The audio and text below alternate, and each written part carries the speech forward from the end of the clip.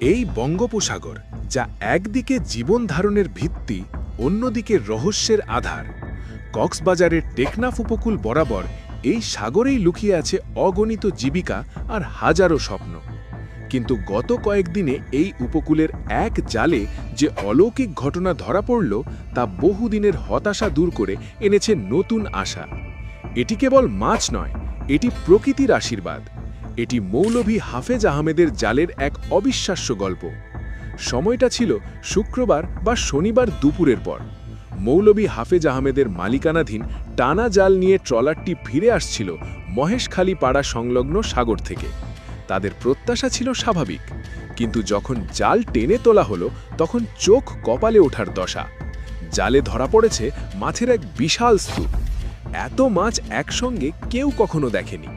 হিসেব অনুযায়ী এক জালেই প্রায় 106 থেকে 109 মণ মাছ ধরা পড়েছে, যার মধ্যে প্রধানত ছিল সুস্বাদু ফাইসা এবং ছোট বড় ছুরি মাছ।